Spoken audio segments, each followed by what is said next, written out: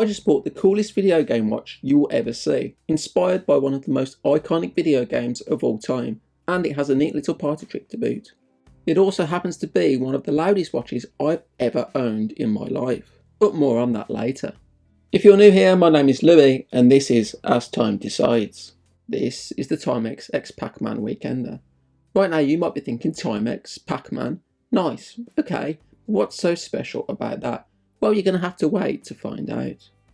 Timex is really well known for its affordable retro reissues of classic watches from the brand's heyday, things like the Q Timex and the Timex Archive collection. But another thing it does well is fun, quirky watches and collaboration watches like this one. Timex Weekender model range is a pretty unremarkable collection of simple quartz watches. And Timex being Timex, there are endless variations it seems.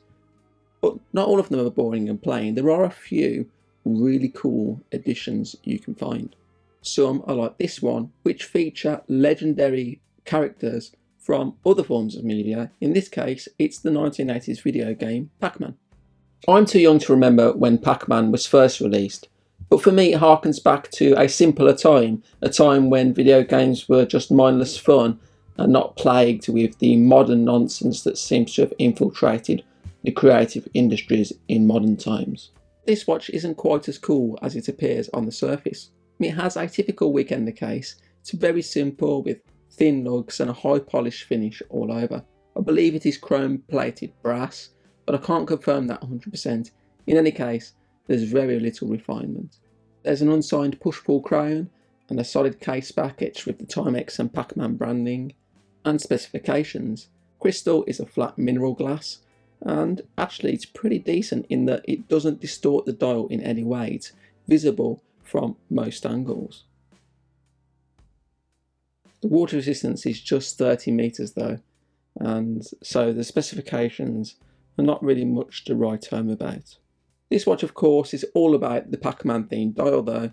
You have the maze and the little ghosts and the hour markers are the dots from the game, and Pac-Man himself is the lollipop in the second hand. Fantastic, you know, it's cool.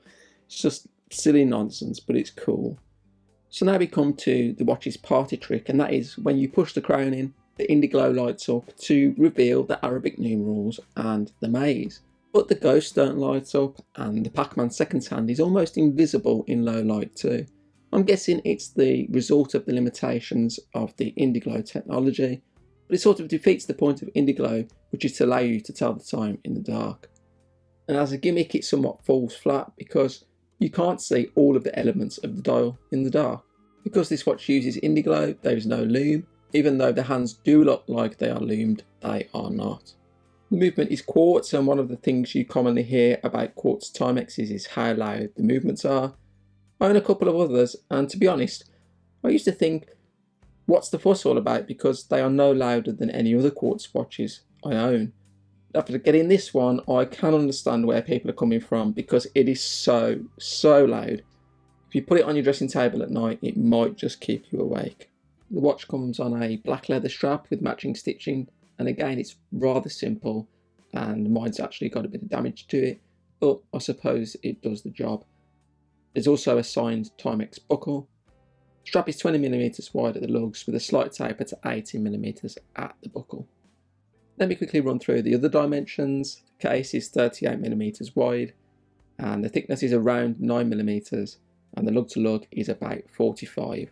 So a real nice set of dimensions. It's going to work on most wrists for sure, unless you have really tiny or outrageously large wrists. On my small 6" or 15.2cm wrist, it feels like it's probably at the limit of the size I would wear for this style of watch, a dressy style watch. And so for that reason, I'm probably going to gift this watch to my brother, who also really likes the watch. These watches originally sold for £59 as far as I can see, and it does feel like a £59 watch.